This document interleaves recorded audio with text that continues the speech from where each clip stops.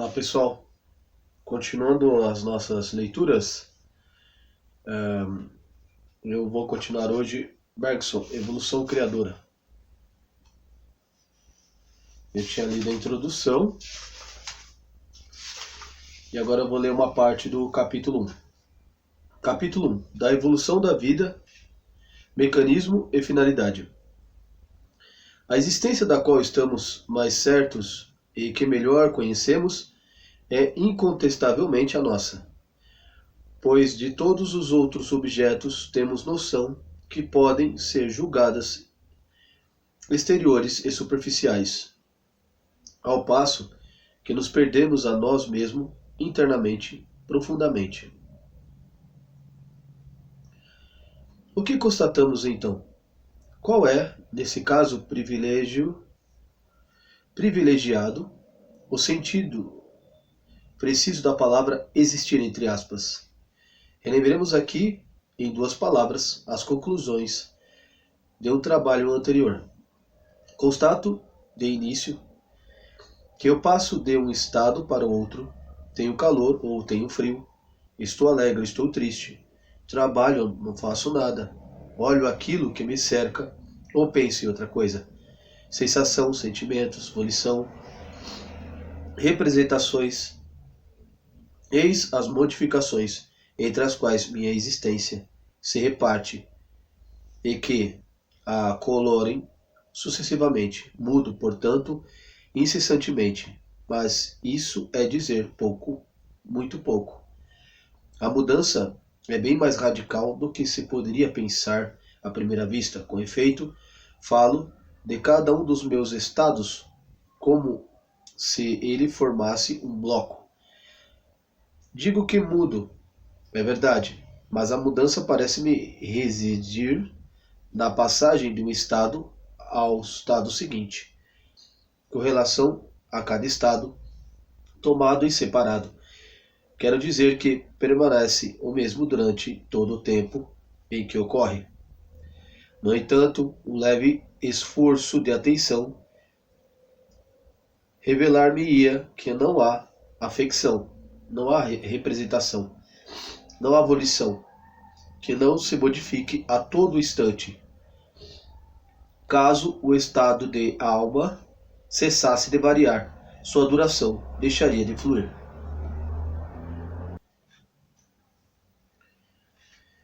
Tomemos o mais estável dos estados internos, a percepção visual de um objeto exterior imóvel.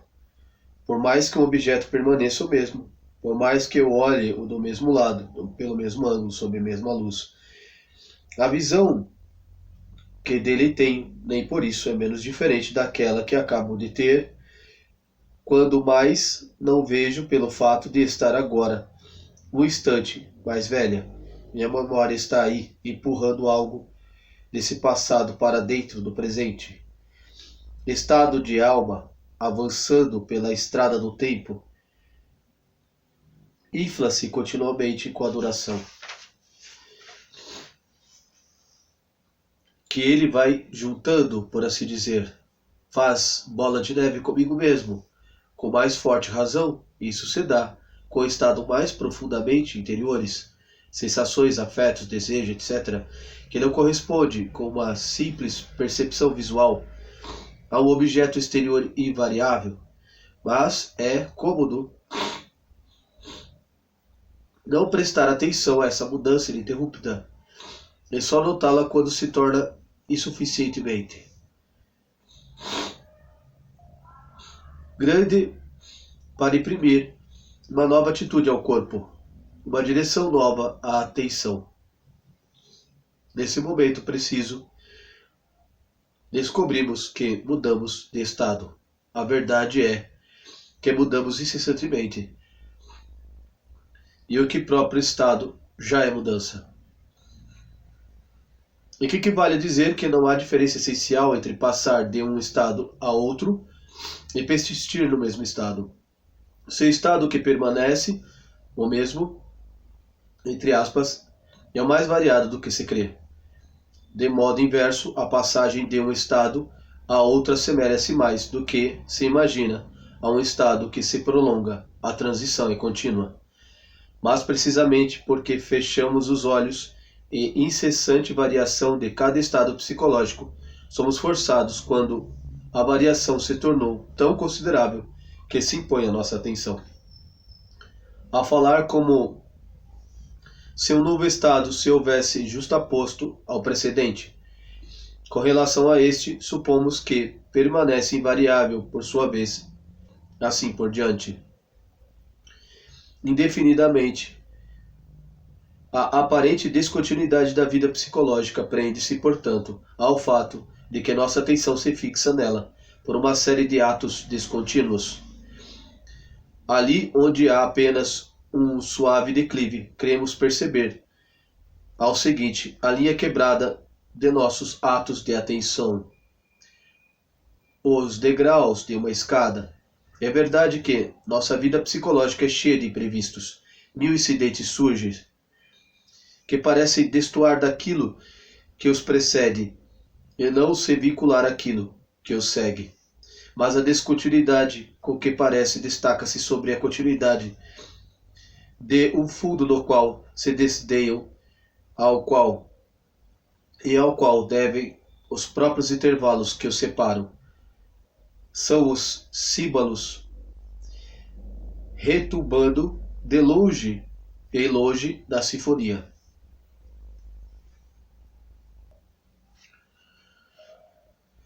Nossa atenção fixa-se neles porque a interessam mais, mas cada um deles é carregado pela massa fluida de nossa existência psicológica inteira. Cada um deles não é mais que um ponto mais iluminado de uma zona movente que compreende tudo o que sentimos, pensamos, queremos, tudo aquilo, enfim, que somos em dado momento. Essa zona inteira, na verdade, que constitui nosso estado. Ora, de estados assim definidos, pode-se dizer que não são elementos distintos, contínuos uns aos outros no escoamento sem fim, mas, como nossa atenção os distinguiu e separou artificialmente, vê-se obrigada a reuni-los depois, por um liame artificial. Imagine assim um eu amorfo, indiferente, imutável, sobre o qual pudesse desfilar, ou no qual pudessem enfileirar-se os estados psicológicos que ela erigiu em entidades independentes. Ali onde há uma fluidez de nuances fugidias que se sobrepõem umas às outras, percebe cores nítidas e, por assim dizer, sólidas, que se justapõem como as pérolas variadas de um colar. Por força, então, haverá de supor um fio, não menos insólido, que manteria as pérolas unidas.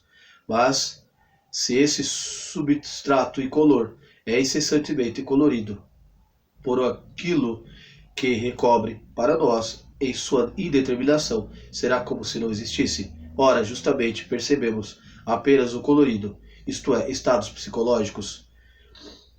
A bem dizer, esse substrato, entre aspas, não é a realidade.